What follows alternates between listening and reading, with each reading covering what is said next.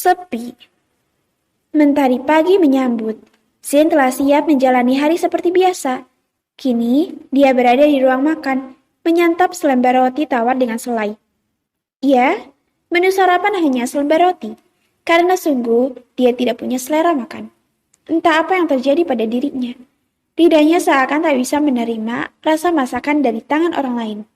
Seolah sudah terbiasa dengan racikan masakan vampir Cina itu. Padahal, baru beberapa bulan perempuan itu memasak untuknya. Manik mata Zen terus menatap nanar kursi yang ada di hadapannya. Tempat yang selalu diduduki oleh Alana, si vampir Cina. Gadis centil yang dulu selalu ia anggap hanya bisa berdandan untuk menggodanya. Rasa sepi, kosong, kini dirasakan oleh hatinya.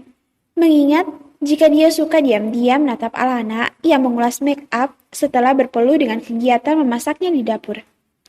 Lagi, hati Zen bertanya-tanya di dalam lubuk hati tentang apa yang sedang dilakukan Alana yang jauh di sana. Sudah seminggu, Zen merasakan berpisah dengan vampir Cina itu. Namun, hatinya terus gelisah. Bayangan perempuan bermake up tebal terus mengusik pikirannya. Harinya terasa benar-benar kacau. Tak ada semangat. Ada apa dengan dirinya? Ini sudah seminggu berlalu. Namun perasaannya masih saja hampa. Menegak segelas orange juice sebagai penutup. Zen pun mengakhiri sarapan setelah selembar rotinya habis. Itu cukup untuk mengganjal perutnya. Dia siap melalui hari berat lagi. Berkutat dengan banyak pekerjaan di kantor. Berharap dengan cepat rasa kosong itu hilang dengan menyibukkan diri di kantor. Berjuta bintang menghiasi langit. Malam telah menjelang. Alana berada di rumahnya. Sedang berbaring terlentang sembari memeluk guling. Terlihat benda pipi melekat di telinganya. Seperti biasa, Alana sedang menerima panggilan dari ibunya. Saling bertukar kabar. "Kamu sudah makan, Nak?" Tanya suara ibu di seberang sana. "Sudah, Bu," balas Alana. "Ibu, apa ini? Sudah bisa disusun ke dalam lemari?" Alana mendengar suara berat laki-laki di seberang sana, sedang berbicara dengan ibunya. "Ya, taruh yang rapi ya," balas suara ibu. Alana duduk di tempat tidur, menegakkan tubuhnya, terlihat serius. Dia tahu suara itu. "Ibu, itu Kak Milan?" Tanya Alana memastikan. Jika lelaki yang bersama ibunya itu adalah kakak iparnya. "Iya, itu Nak Milan. Mereka sedang berkunjung. Kakak kamu lagi masak di dapur." "Kak Milan, masih ibu suruh lap panci ibu?" Tanya Alana lagi. Oh, astaga, ibunya ini tegas sekali dengan menantunya. Ya, itu hukuman untuknya. Karena sudah menyakiti hati anak ibu. Lagi pula, itu janjinya, Nak, jika dia kembali bersama dengan kakakmu. Jelas Ibu Salma mengenang prahara di awal pernikahan anak pertamanya itu dengan seorang pemuda kaya. Ya ampun, Bu. Kamila sudah mau punya anak 3. Masih ibu hukum lap panci. Ucap Alana tak habis pikir. Ibunya masih menyuruh presidir itu melap koleksi pancinya. Padahal, rumah tangga mereka telah bahagia. Pada pernikahan mereka sudah tidak ada lagi. Mereka pun akan menyambut hari ketiga. Namun, ibunya masih belum menghapus tugas itu. Anak ibu sangat berharga. Ini juga agar Nak Milan berpikir panjang untuk menyakiti kakakmu lagi. Alana menarik napas berat, mengingat hubungan pernikahan kakaknya memang rumit, penuh drama, air mata, dan salah paham. Tapi semua telah membaik. Ibu, itu tidak akan terjadi. Kamila sangat menyayangi Kak Nara. Kak Nara malah kewalahan menerima limpahan cinta darinya. Iya, kamu benar, Nak. Benar-benar nempel banget. Kakakmu udah kaya sanderaan penculikan sama suaminya. Tapi ibu senang, kakakmu mendapatkan suami baik. Mana ganteng, kaya lagi. Tanpa Ibu Salma membanggakan hati akan cibiran mertuanya. Iya, Bu. Kanara sangat beruntung. Alana, semoga kamu juga dapat jodoh yang terbaik. Kayak kakakmu, nak. Kok Nana, Bu? Alana merotasi mata malas. Kenapa jadi membahas dirinya? Iya, nak. Ibu gak muluk-muluk kamu dapat jodoh yang sama seperti Nak Milan. PNS aja udah cukup, nak.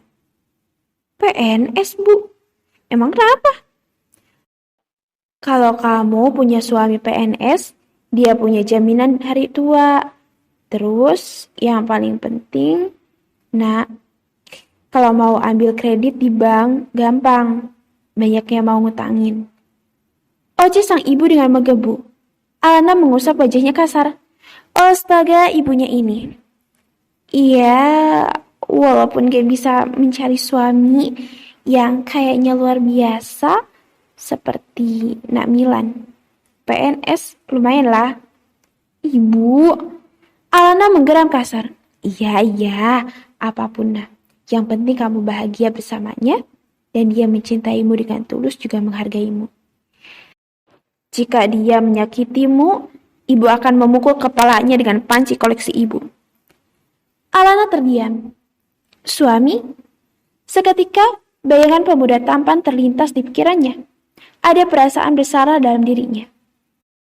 Ya sudah dulu ya, Nana lelah. Ucap Alana sudah tak bersemangat untuk melanjutkan obrolan. Ya, baiklah.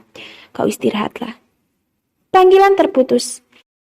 Alana tertunduk sedih. Suami? Ya, Alana telah memiliki suami yang kriteria sama seperti Milan. Suami kakaknya. Bahkan mungkin lebih dari suami kakaknya. Tapi, apa yang akan dilakukan ibunya jika tahu dia menikah diam-diam? Ibu pasti kecewa. Gumam Alana. Alana kembali mengatur posisi berbaring di ranjang. Berbaring menatap langit-langit, mengingat kilas baik situasi yang membuatnya terjebak pernikahan dengan sahabat kakaknya. Perlakuan yang ia terima oleh pemuda itu. Ya Tuhan, Alana terkesiap. Ada sesuatu yang mulai ia sadari. Ternyata kisahnya sama dengan awal pernikahan kakaknya. Terjebak. Seketika, bayangan Milan yang merupakan kakak iparnya sedang melap panci ibunya mengudara di pikirannya. Jika ibunya tahu pernikahannya, pasti lelaki itu juga akan menerima hukuman yang sama. Seperti kakak iparnya. Tanpa sadar, Alana tersenyum lucu. Membayangkan Zen melap satu persatu koleksi panci ibunya dengan wajah datarnya itu. Pasti menggemaskan. Serasa sikap semena-mena Zen padanya terbalas. Alana menggeleng cepat. Pikir apa dia ini? Kemudian bergidik. Dengan hukuman ibunya, Milan saja sudah melap panci hingga anak ketiga. Bagaimana dengan Zen ini? Itu tidak akan terjadi. Ibu tidak boleh tahu. Kasihan Kak Vino. Gumam Alana, lalu menutup matanya. Rasa kantuk telah menerjangnya. Malam telah larut. Sebuah mobil mewah berwarna hitam memasuki pelataran rumah. Zen telah kembali ke rumah setelah menghabiskan waktu seharian dengan pekerjaan kantor. Semenjak tidak ada vampir Cina di rumah, dia memilih banyak menghabiskan waktu di kantor.